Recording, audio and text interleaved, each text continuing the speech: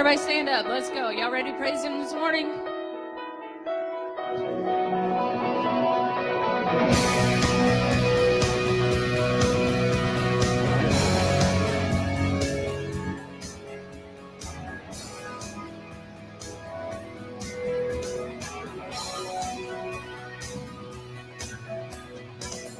Lord, the worship we bring is more than songs that we sing.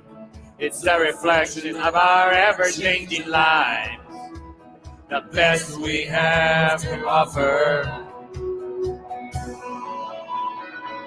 We don't just lift up our hands, Lord, we lift up our lives.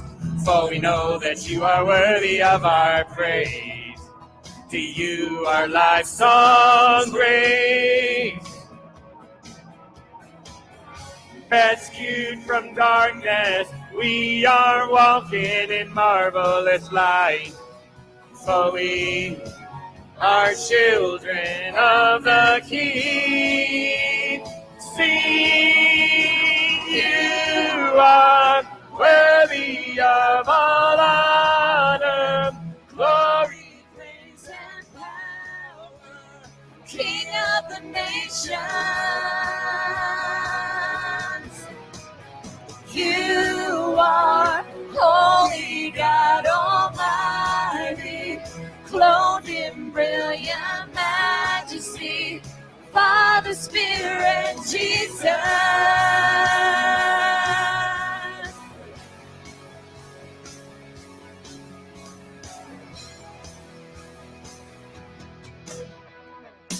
Lord, the worship we bring is more than songs that we sing. It's a reflection of our ever-changing hearts, the best we have to offer. We don't just lift up our hands, Lord, we lift up our lives. For you know that you are worthy of our praise. To you our life songs raise. Rescued from darkness, we are walking in marvelous light. For we are children of the King. Sing, you are worthy of all honor, glory, grace, and power, King of the nations. You are holy God Almighty, clothed in brilliant majesty, Father, Spirit, Jesus. Rescued from darkness, we are walking in marvelous light. For we are children of the King. Sing, sing, you are worthy of all honor, glory, praise, and power, King of the nations. You are holy God Almighty, clothed in brilliant majesty, Father, Spirit, Jesus, worthy of all honor, glory, praise, and power, King of the nations. You are holy God Almighty, clothed in brilliant majesty, Father, Spirit, Jesus.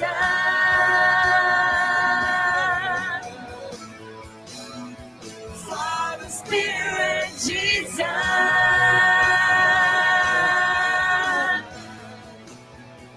Father, Spirit, Jesus.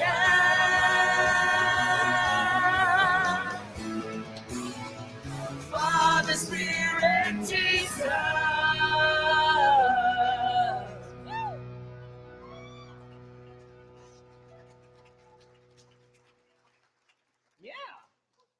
Y'all did pretty good. More smoke we got, the prettier you got. Welcome to Beach Baptist. Man, some of y'all are lost.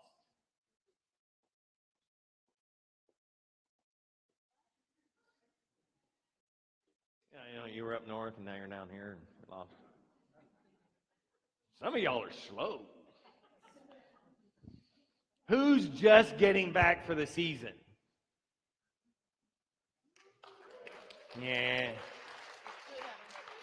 It's all right. We already knew you're pale. If you're standing up here, you can really kind of tell it's like, wing, wing, wong. So lights hit your heads and stuff.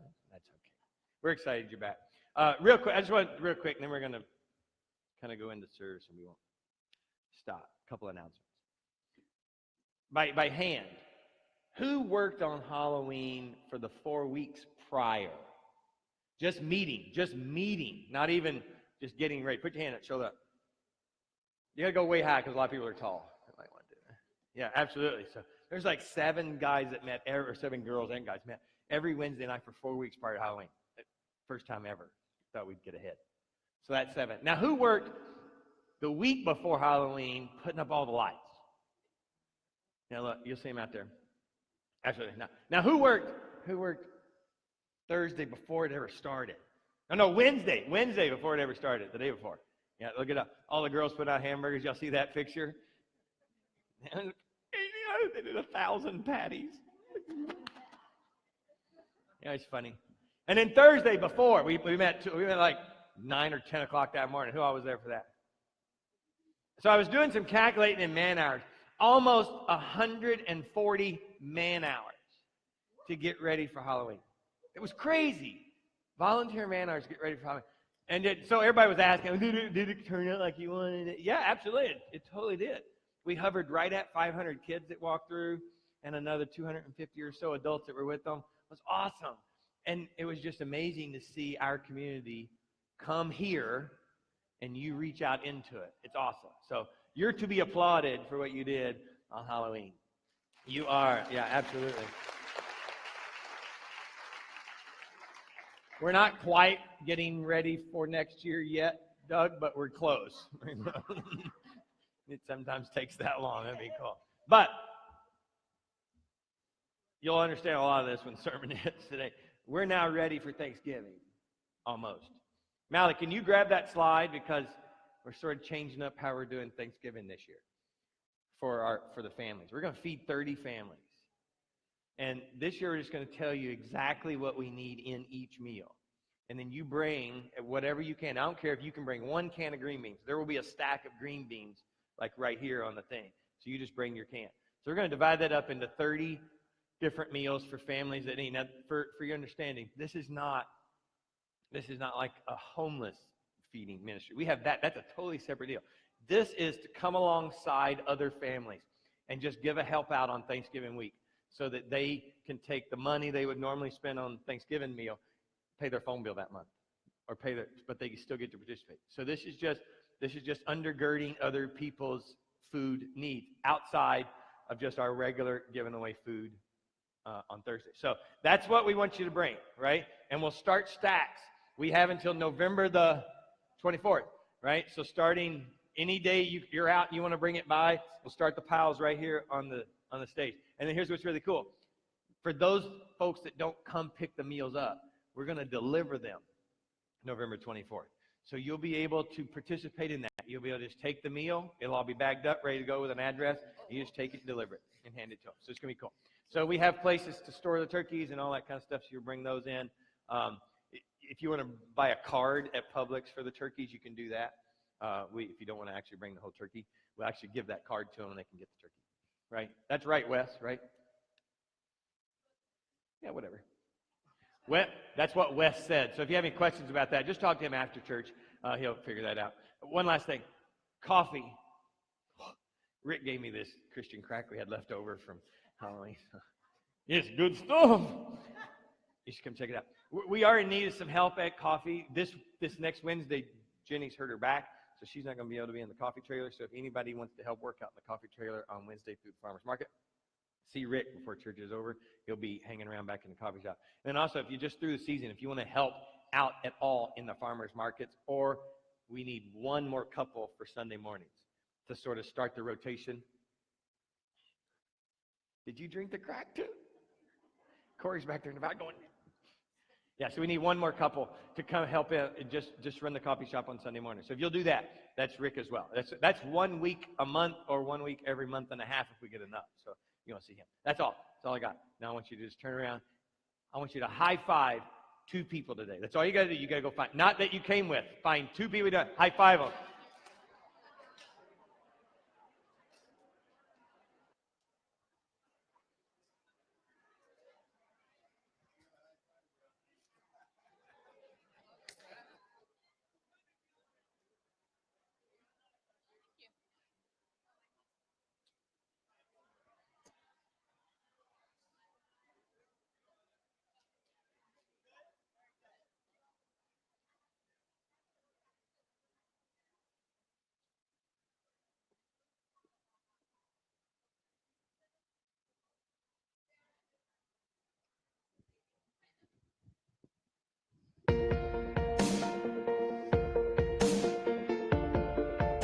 Y'all can be seated. You don't have to stand up.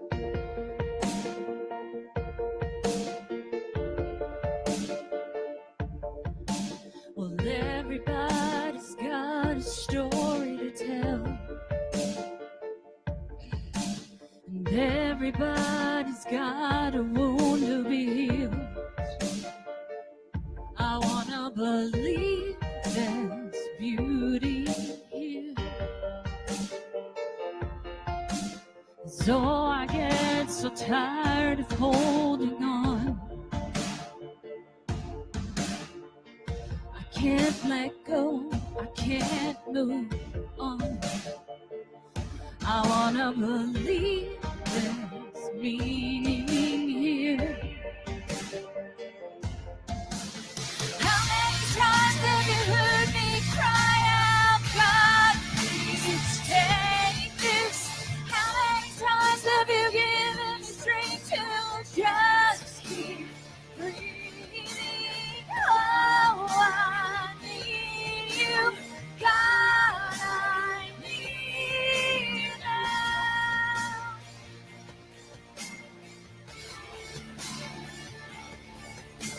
Standing on a road I didn't plan, wondering where I got to where I am.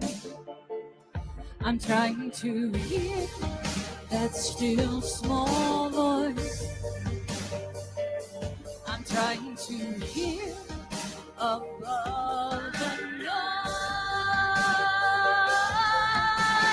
How many times have you heard me cry out, God, please take this?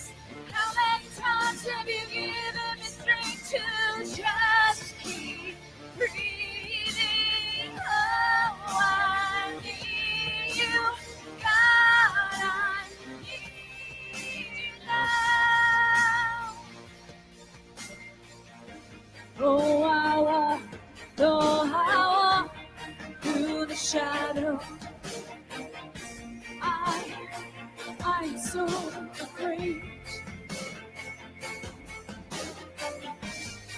Please stay right beside me. Every step I take. How many times have you heard me cry out? And how many times have you given me strength? How many times have you heard me cry out, God, please take this?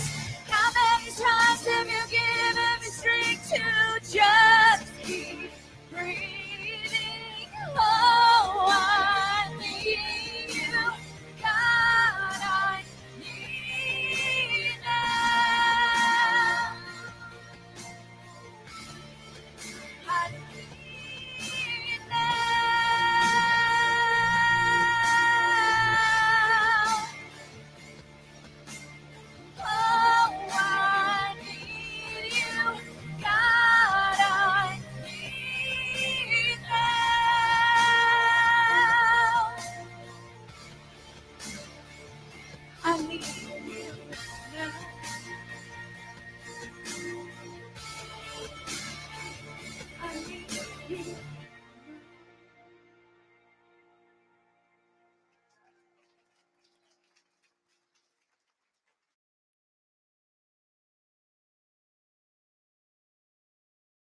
And God, can we all say, I need you now?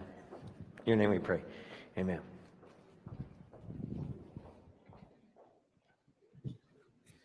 Children's. Are the children already back there? I thought they were going to come sing. There's any other kids hiding? Yeah.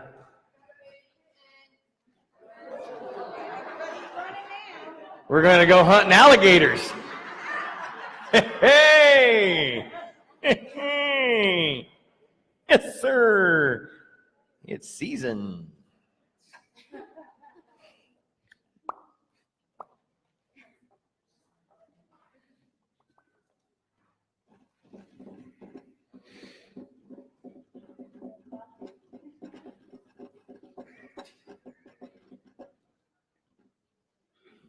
Oh, I'm looking back there. Y'all talk amongst yourself.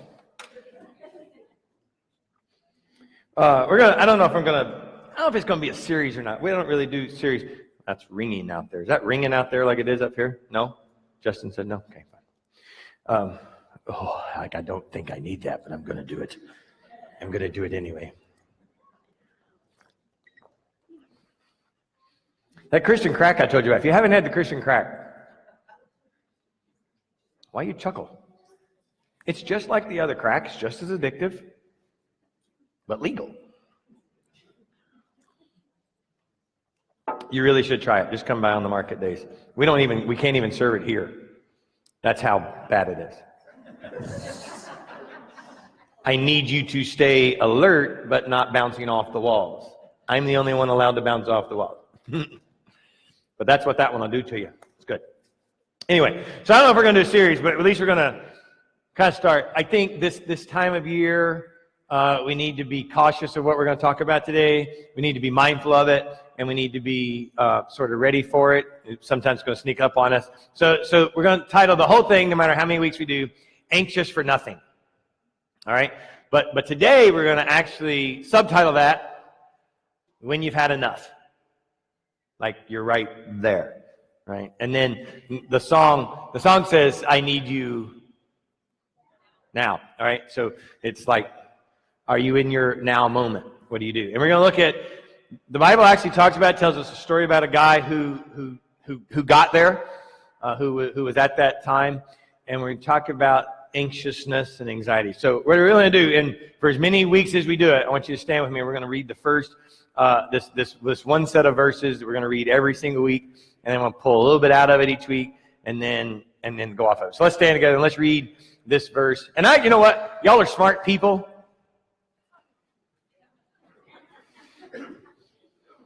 Some of y'all are smart people. You ought to be able to read off the screen. So we're going to read this out loud together. And that way, this is the version we're going to read. So don't be reading off your own Bibles. You'll look weird. So Philippians, the first verse is there. That is not what I put. Oh yeah, we're going to read all the way through 4 7. You ready? Here we go. Rejoice.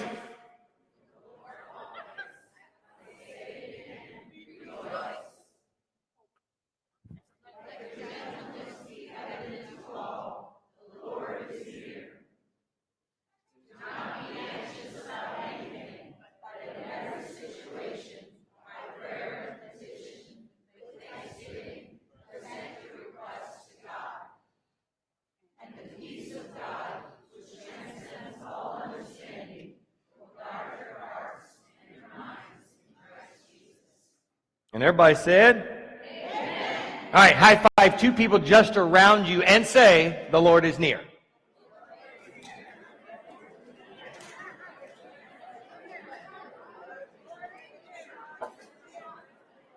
Just 2.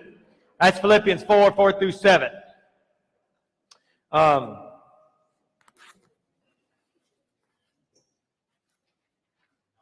Many of you know, so we're pretty... I say we, and I hope if you're married, you always say we, not for blame all the time, but for just as the whole. So my we is Sharon and I, or the whole family. So we're very transparent, right? I think you would understand that.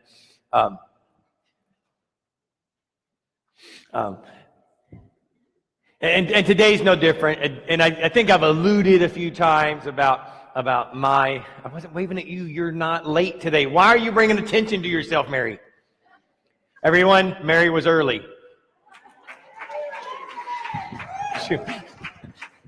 She told me not to bring her up this week, and then you went. So now I have to. Anyway, so I've alluded a few times about therapy and meeting with people or meeting with someone and talking. So I want to go a little deeper. So today's message is not from a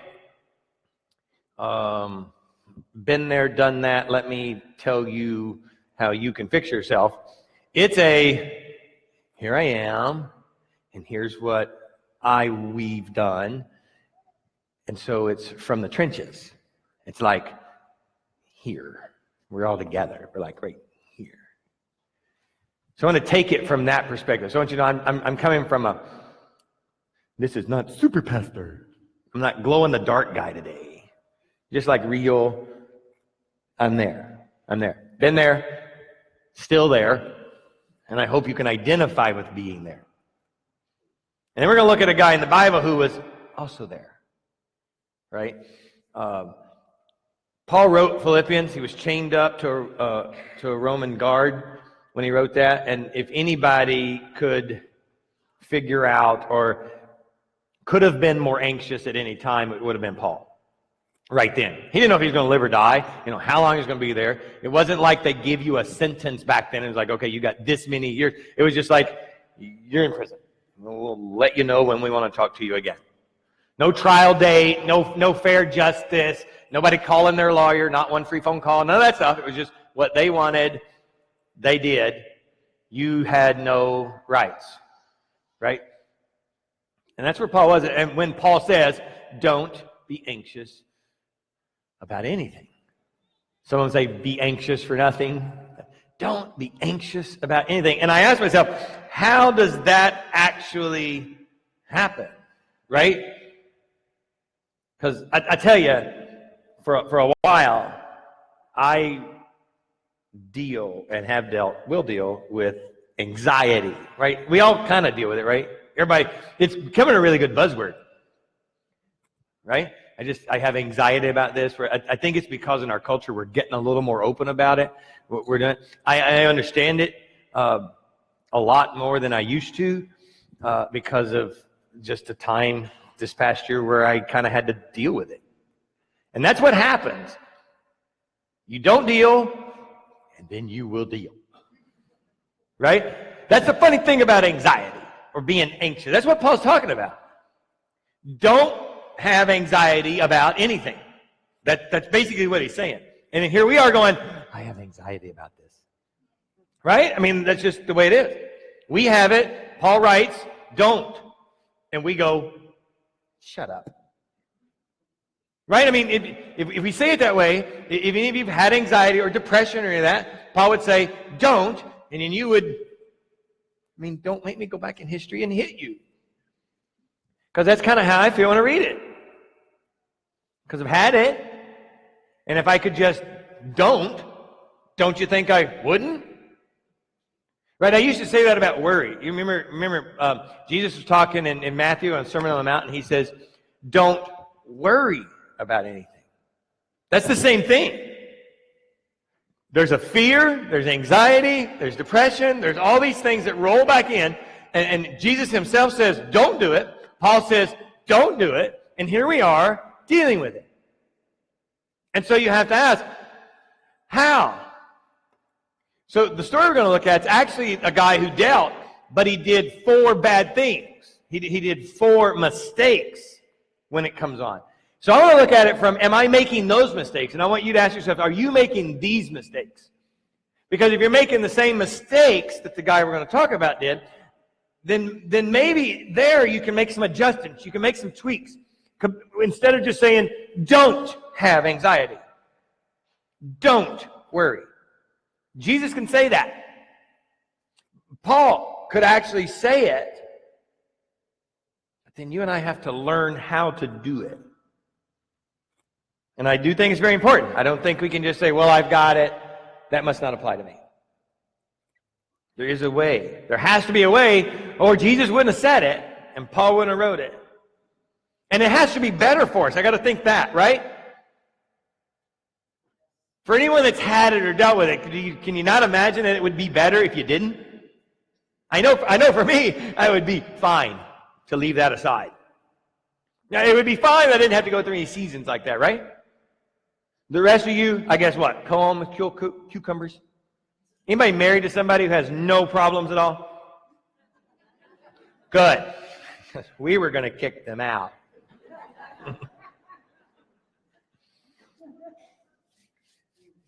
Be anxious for nothing.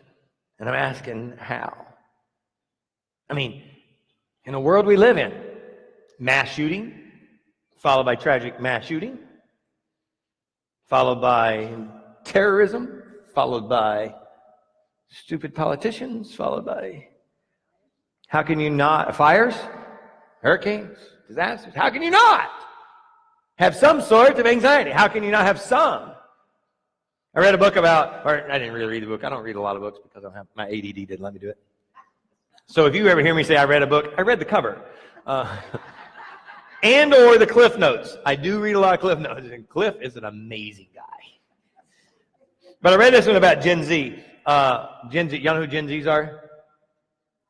Our family, we talk about generations and things like that. So generational Gen Zs are, you're right on the upper edge of Gen Z, Brianna. So it's high school and college current age right now.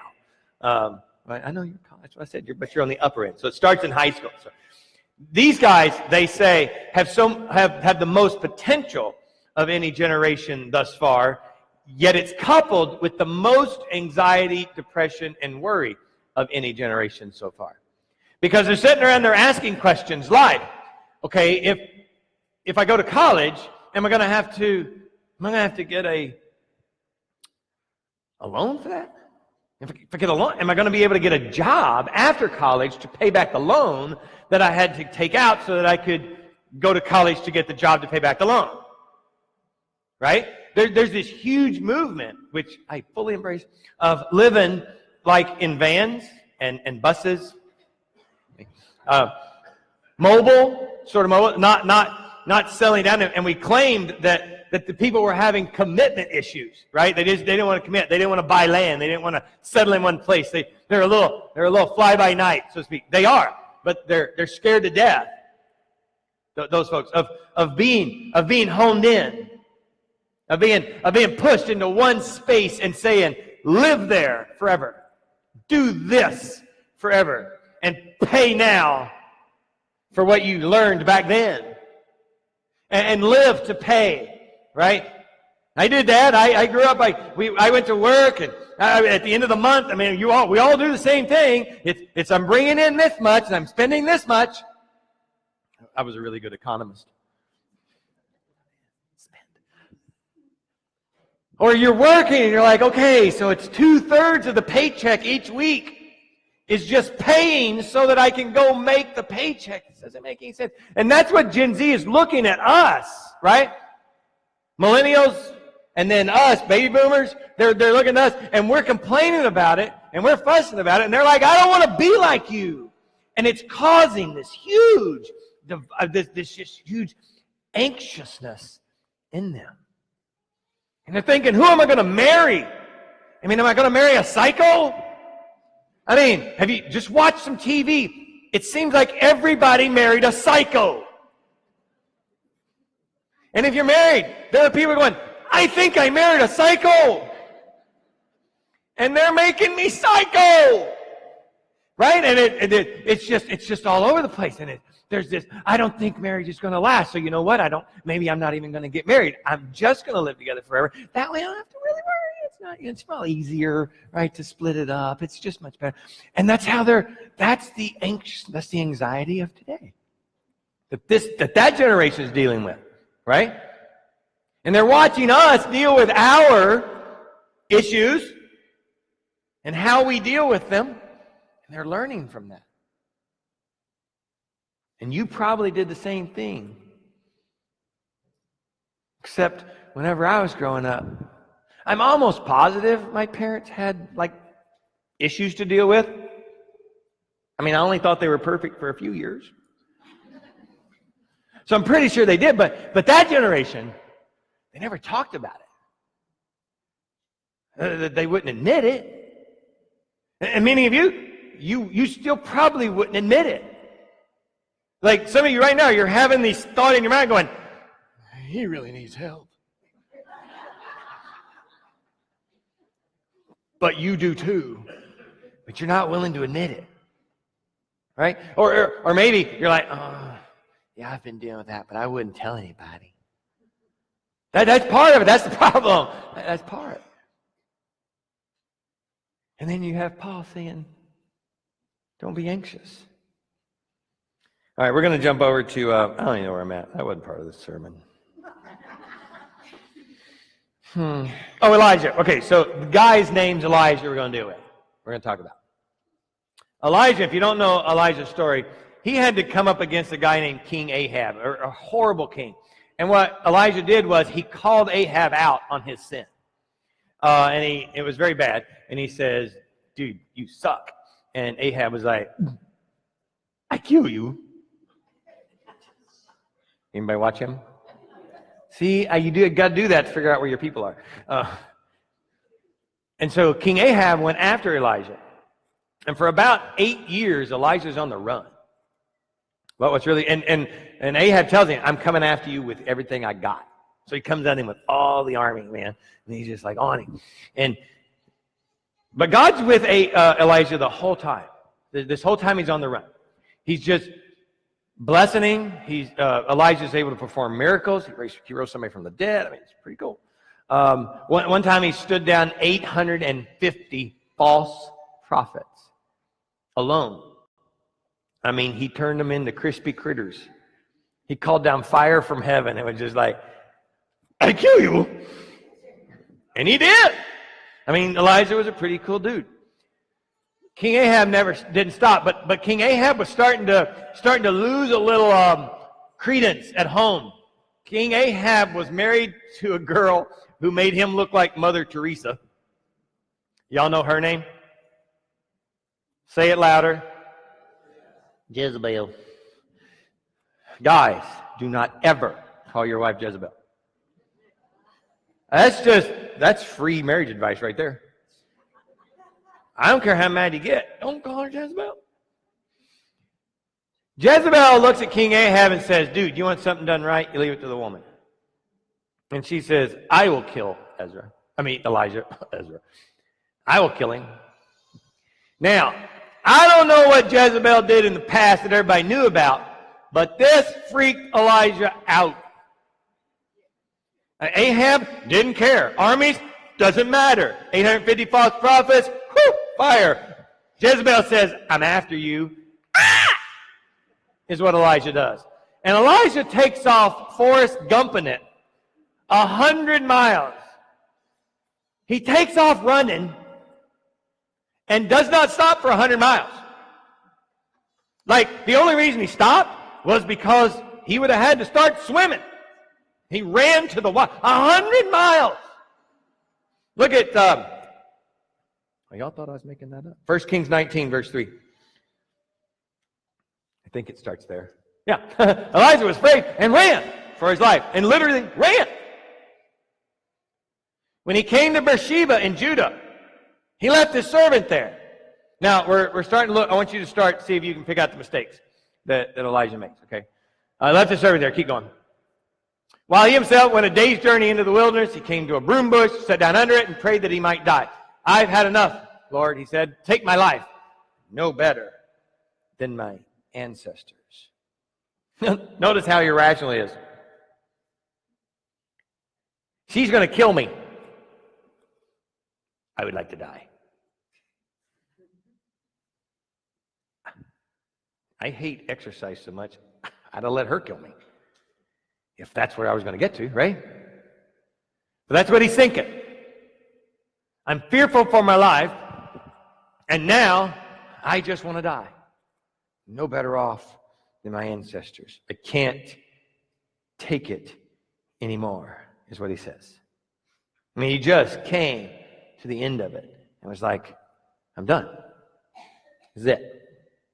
It's over. Just soon die. Now, there could be somebody in here that's been that far, that really has been. I just got it. I don't care. The planet offers me nothing anymore. That's very common. And it's a lot more common today, and it's a lot more people talking about it today than ever before. I don't think there's more people thinking about it. I think it's the same amount of people thinking about it. It's just we're talking about it. And they got to the point, I can't take it anymore. This is it. I am done. Are you? Have you been? I have. I got to that. What she said this week, Sherry says, I've had it up to here, and I'm only here. I mean, how can someone have it up to here when you're only this tall, right? That makes sense, right? How underwater do you have to be to get to that point in life? And in reality, we've all and sort of had to deal and been right there, just done, just freaking done. And here we are getting ready to go into Christmas. And I'm going to tell you right now, I hate Christmas time. Or I've made a promise to my wife. I am not going to hate Christmas time this year. I had to look back and go, why do you hate Christmas time so much? Yeah, we're too giving. That's why I hate Christmas. No, it's not that. It's my anxiety about giving, about having enough, and about making it about the money, and about making it about what we're going to give away, not just as a church. I mean, so I got the church part, and then I got the family part, and I don't ever want any of my kids to wake up on Sunday morning and not just be so ecstatic about what Santa Claus brought them. Literally, that's me. I'm like, and it leads up. Now, my wife is getting ready to decorate the house now. She is having an affair with Santa Claus. I firmly believe it. I kid you not. I saw her kissing Santa Claus. I'm Santa Claus. I'm Santa Claus. Don't freak out. I'm Santa Claus. All the kids are gone. I'm Santa Claus. What are you shushing me for? Is there somebody in here? You close your ears. Thank you. It was not underneath the mistletoe. But Elijah's there. And I don't know, maybe you're just trying, and you just can't get there. Maybe it's everything you do and nobody thanks you. Maybe it is this season coming up, man. Maybe you're like me, and it's just, now it started, and I don't like it, and I don't want to have to deal with it. Can we just jump forward to January? And I literally have for years and years and years and years, when it comes to Halloween, I love Halloween, and then I hate life. And I honestly want November and December to fly by so that I can get to January. And I breathe. Don't be a hater.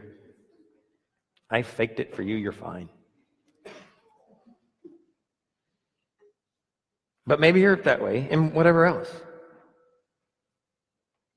Here's his 4 mistakes. First thing, he did run himself into the ground. His anxiety, his fear caused him to run and run and run. And yes, I can identify with that mistake pretty easily. Just do and do and do and do and do and do. Just try to keep yourself busy. Everybody said that? I don't want to worry about something. I just got to keep myself busy. I got to do. I got to distract myself. I got to work harder, right? And that's what's really sad about this we'll call it a sickness, this problem, this issue. You're worried about what you got to get done, or you're worried about whatever it is, and you work harder at it, and it makes it fester. And Elijah was fearful, and then he ran, and he ran himself out all the way to the end of nothing. He just had nothing. I cannot do any more. And that's what he did. He pushed and pushed and pushed and pushed. I can't anymore. You need to recognize it. are you pushing and pushing and pushing and just not saying, oh, wait, this is why I'm really anxious about this? Maybe you just need to take a pause. Maybe when you've got so much to do is the time to do less. To back up just a minute. Second thing he did. We shut people out. I can identify with that. The worst thing you can do when this happens is that you hole off by yourself. Now, all professionals will tell you, if you're feeling anxiety and depression, it gets worse when you go off by yourself. And yet, that is our human nature, to go off by ourselves. Why? Because that's where the enemy wants you. He wants you off by yourself. He wants you. You ever said, I need to be alone with my thoughts? I tried that.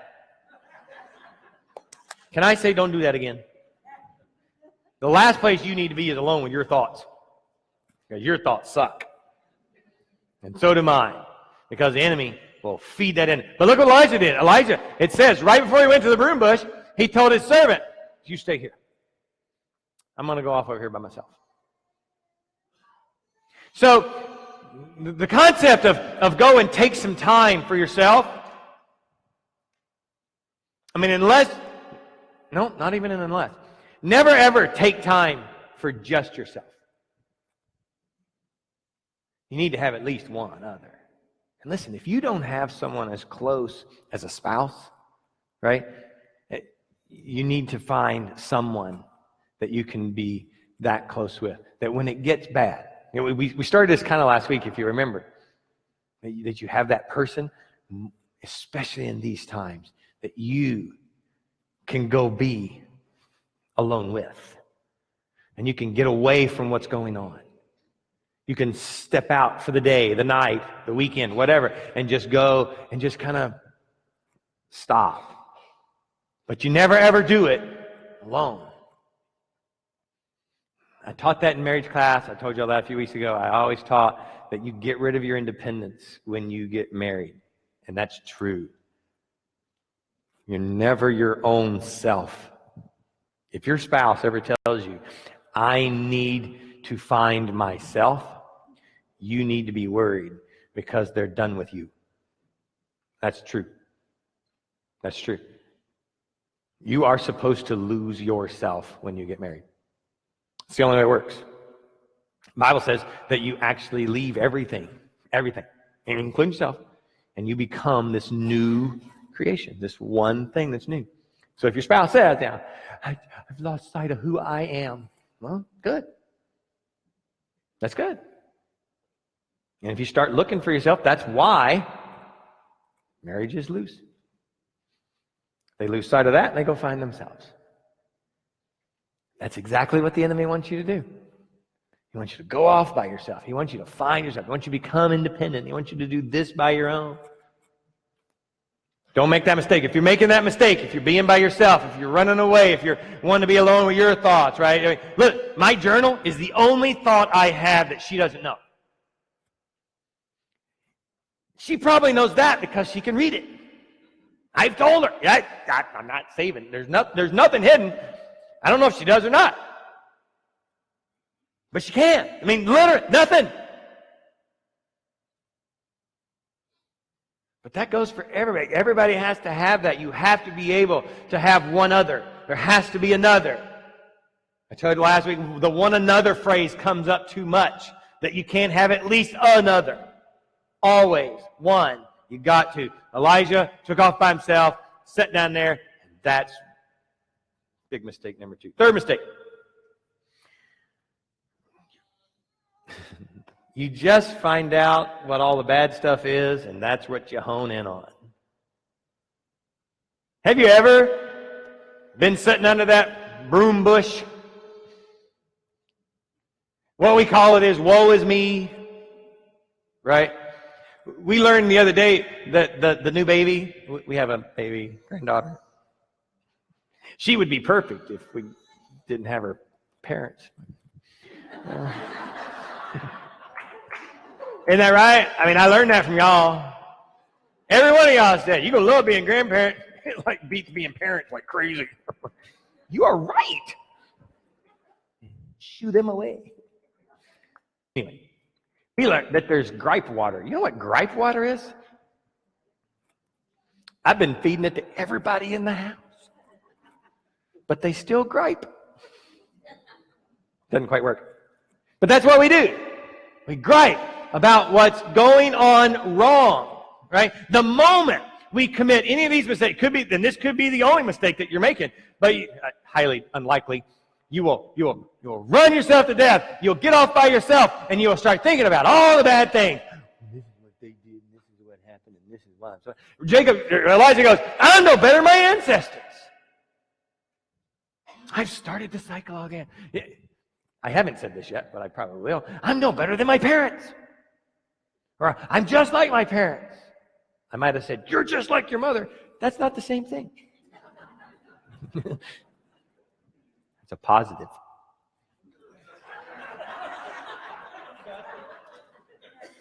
But really, you've got enough negative to deal with, right? I mean, how many of you really have to sit down and go, man, can't really think of anything negative?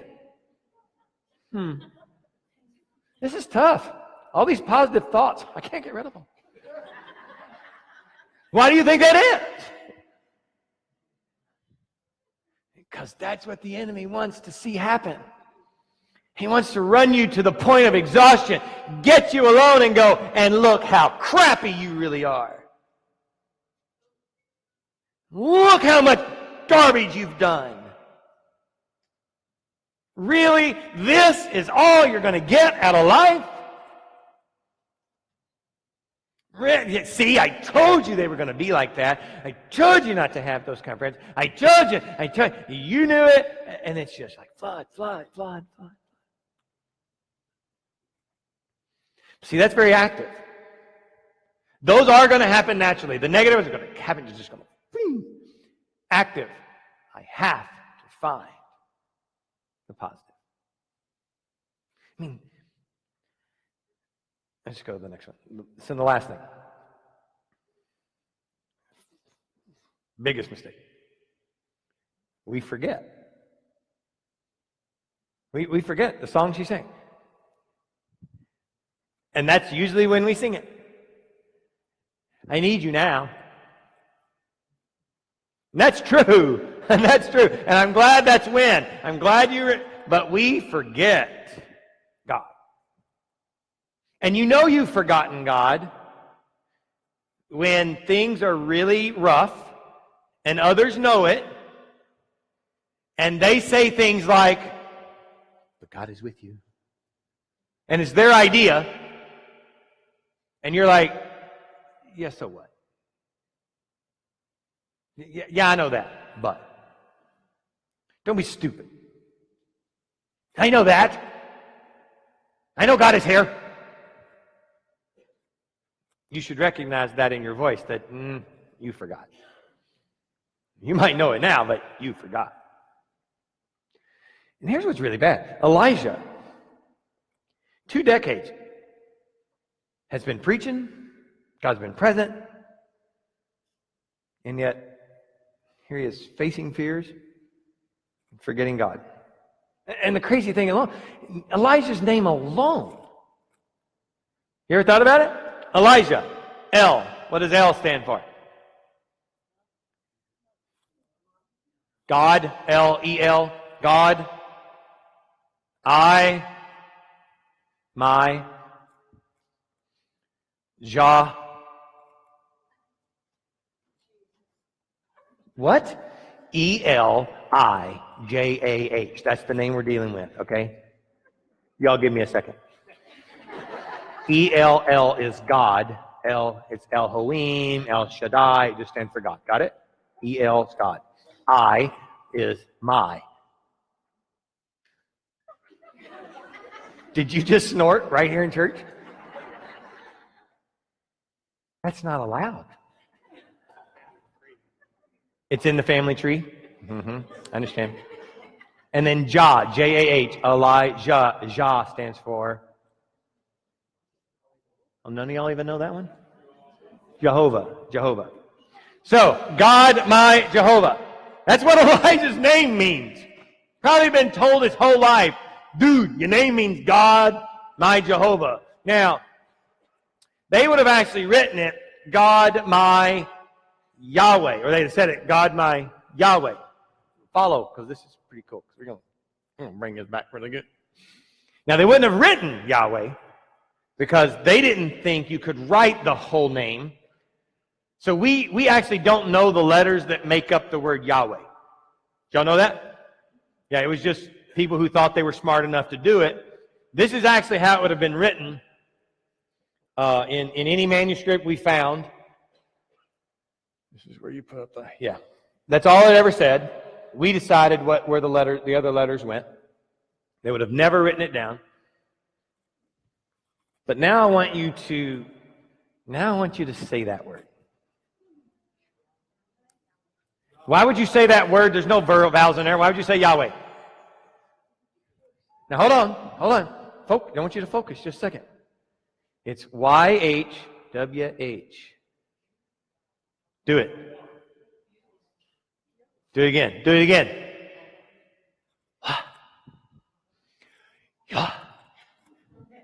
Now, hold on.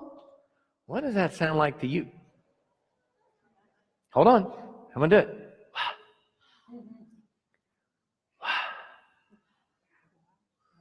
Doesn't that sound like breath to you? Breath. God, my breath. Hello? What is the only thing you need besides water and food? Air, breath. Right? Listen, if you get to the point to where God is actually sustaining your breath, and when every breath you take is, I know where that came from, and every breath is, this is what I'm living from, and every breath is what you're basing your life out of, and you understand that God is... Then you understand how Jesus says, why are you worrying about that other stuff? And you understand why Paul would say, don't be anxious about that. He manages to make you breathe. He manages to give you every single thing. And here, why? You don't have to, because I am present. It was in the verse, Paul wrote, he said, the Lord is near. He doesn't mean when you're going to have trouble. He means all the time, which happens to include when you're anxious, when things are starting to pile on you, when you want to run away, when you want to go get silent, when you think you're going over by yourself. Paul says, no. The Lord's near. The Lord's near. You're just forgetting. You're just not making yourself aware of it. My God is my breath. My God is my strength. My God is my source. My God is my sustainer. My God is my breath. Now listen, here's what the problem is. Generations before me, couple, you've heard this. My God is my sustainer. I mean, it's part of the Bible. It's there. It's God is everything to me. And you've said it, and you've said it, and then we've said it, and then we've said it, and then we want to wonder why the next generation is going, I don't believe it. We want to wonder why high school students are like, church, yep, but I don't buy it. You know why? Because we really aren't living it. We aren't. We aren't digging. We aren't allowing God to be our breath or acknowledging that God is our breath. We're failing at it. And then when we fail at it, we're not saying, I did not acknowledge God as my breath. I will blame it on something else. I will say it's just part of the circumstance. I will say it's the church or the work or the bad decision. I will tell the next generation, I know how to fix it. right? And I will not even acknowledge that it was because I didn't give God the credit for my breath, for my sustaining life, that I didn't acknowledge Him. I won't say, I forgot. I will simply say, oh, I knew it was more than that. What can be more than your breath? Nothing. We forget. We step away. We run. We hide. We focus on the negative. But then we don't give Him the credit for being who He is and where He is. Here's what Scripture says to Elijah. I don't know if I gave you these verses or not. Go out and stand on the mountain. Did I give you those? Yeah. Lord says, go out and stand on the mountain. So here's what He says to Elijah. You ready, Elijah? Go stand on the mountain. For the Lord's about to pass by. And a great and powerful wind tore through the mountains apart. Y'all remember this, right? Y'all ever read this? It's an amazing book. You really ought to try it. Great and powerful wind tore through the mountains apart and shattered the rocks before the Lord. But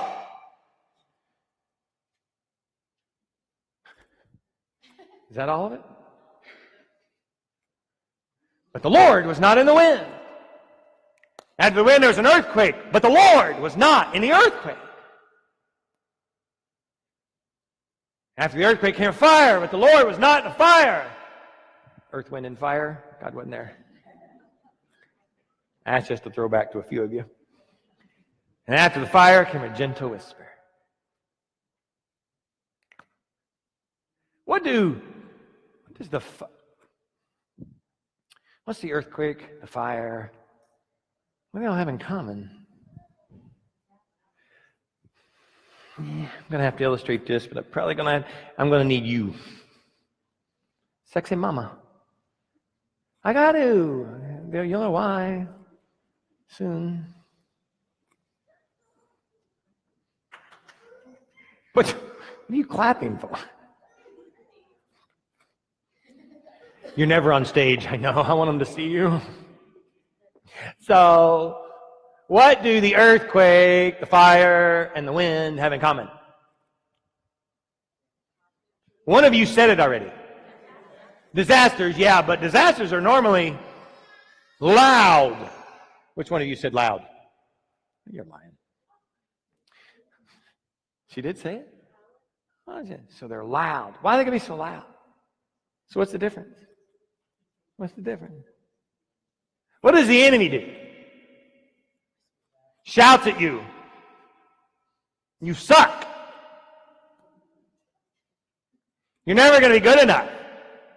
Do you really have to listen too hard to see what the enemy's saying to you? No? Why is gentle whisper? You're amazing. You're beautiful.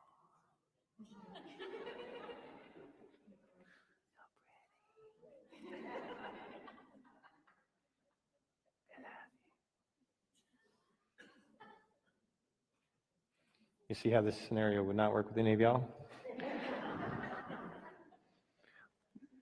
Why doesn't he have to be? Because he's near. He just whispers.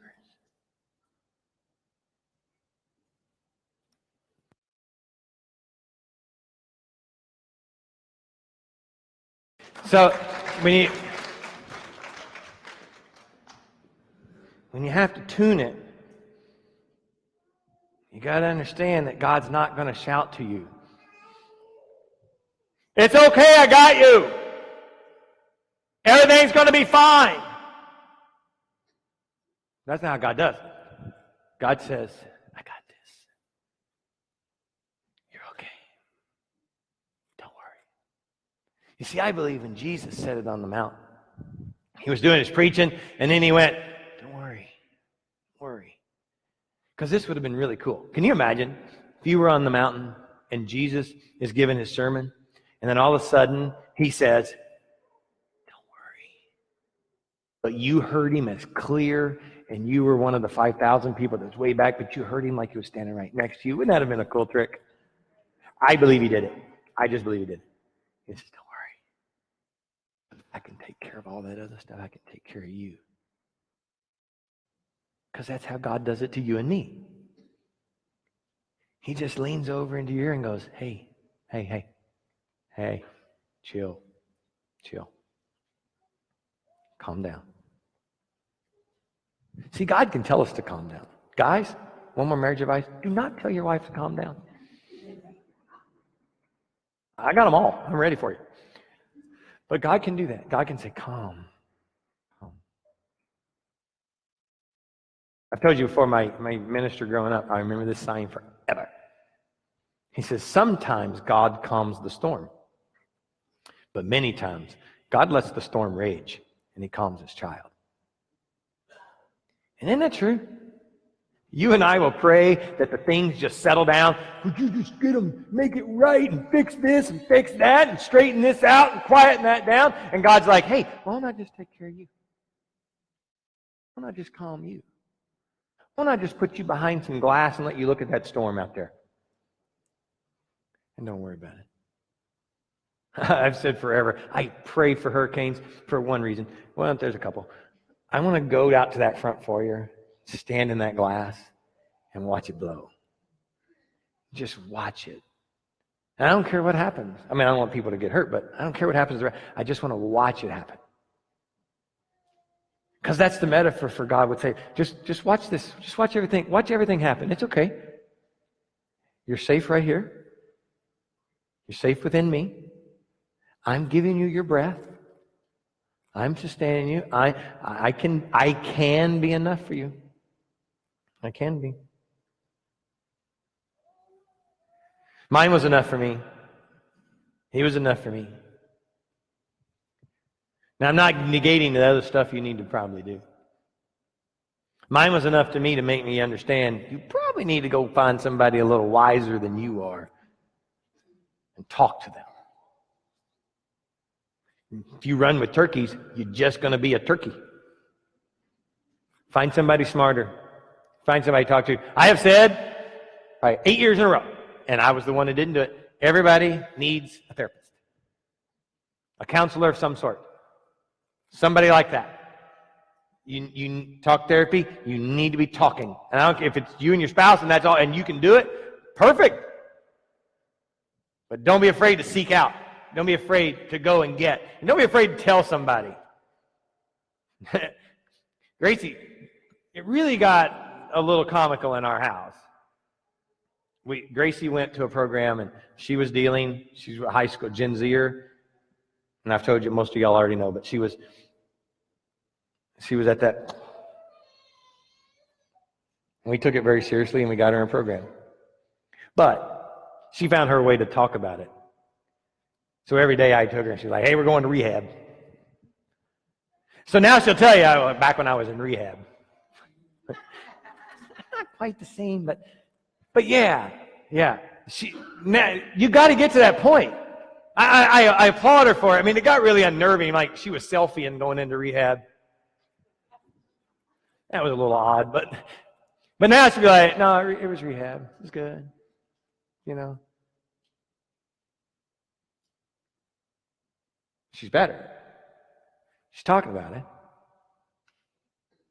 And she doesn't care. She doesn't care if you know she went to rehab. She doesn't care if any of her friends know she went to rehab, right? It's just an intensive talk therapy, deal with problem type place. And she did it.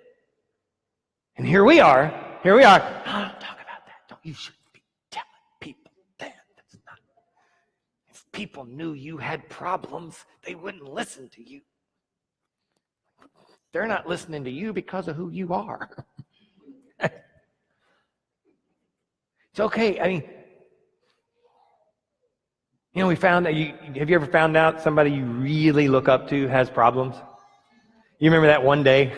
You're like, holy crap, you have those kind of problems? Or you look at somebody and you think their family's completely put together, and then you get to know them, you're like, ooh, just as dysfunctional as mine. Right? Yeah? It's the same thing. We're all sitting out here dealing with this stuff individually, and we're not talking to each other about it. And it's stupid. And it's hurting other generations. And it's hurting the kingdom of God to the point that nobody trusts God because you think you're the only one. Because you're not going to tell because somebody else will think this. And listen, God's dealing with all of us. And He's the sustainer of all of us. And He's whispering into your ear, you're good. You're good. And He's doing that so that you can be good. But then you can also look at others and say, you're good. Good, it's okay. I understand. I understand. I'm dealing too. And it's okay that I'm dealing. And it's okay that you're dealing. We'll just deal together. You learn a lot more about people. You get more compassion for people. You don't. It's crazy. It's crazy. Elijah would say, Lord is near. I believe God is going to calm us. I believe God's going to calm me. Especially as we go through this season that's coming up.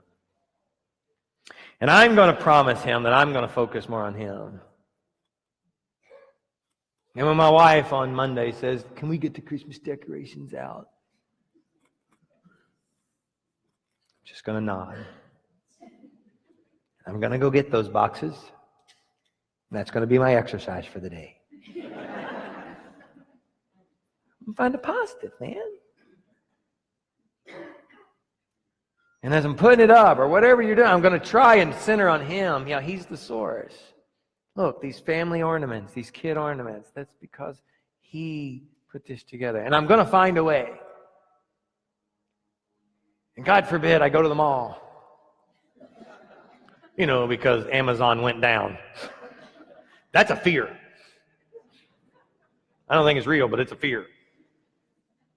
And Amazon goes down.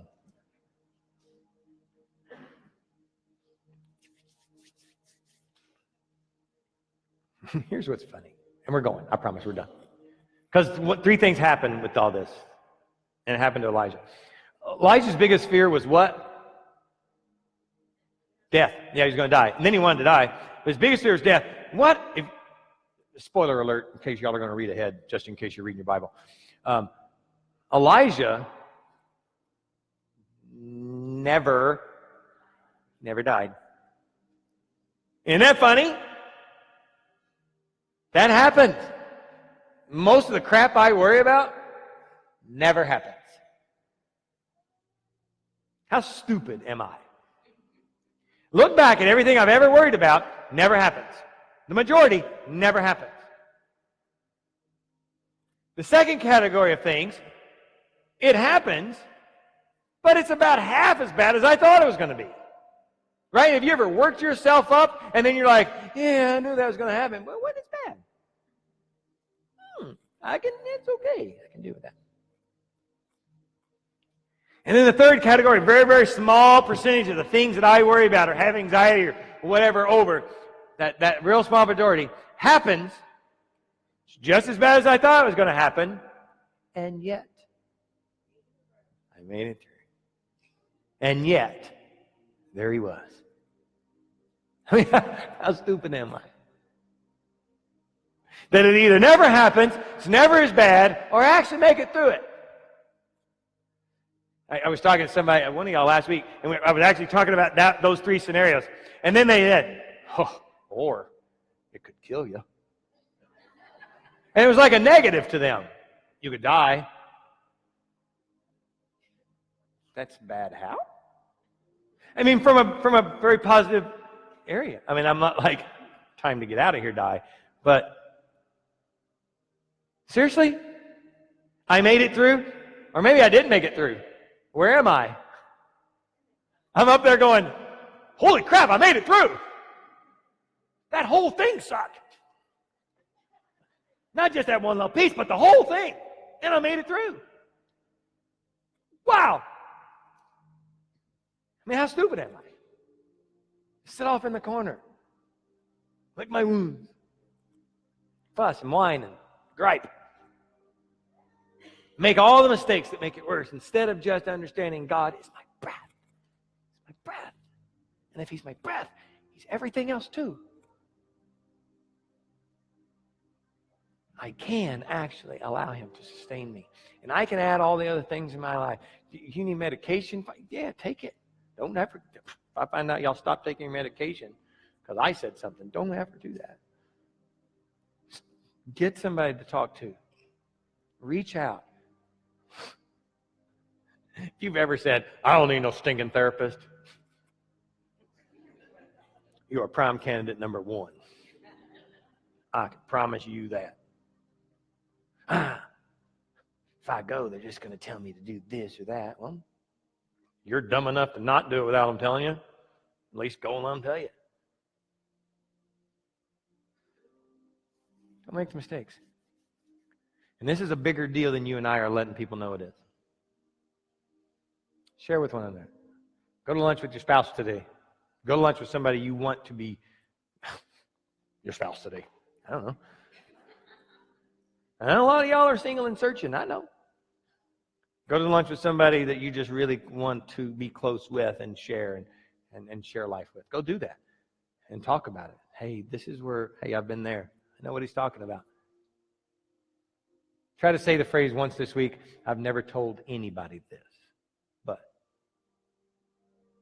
see how freeing that is. Try it. And so stand and we'll go. May you go out there and see that God will sustain you. Because He already is. We'll see you back in the back building at 5:30 on Wednesday. We have fellowship meal together and then Bible study. Many of you I know are coming in and then flying right back out again. We call you snowflakes at that point. You're here and you disappear. Don't forget to go see Rick in the coffee shop if you want to plug into some coffee stuff. Thank you all for the week that you did. It was amazing. It could not be done without all your help. Let's get ready and pack some food in here. Piper, you're not the only one saying, get this thing over with. And it's okay. She was Piper the Pirate on Wednesday, so if you didn't see her, it'd be awesome. Marsha Long, would you pray for us and send us out?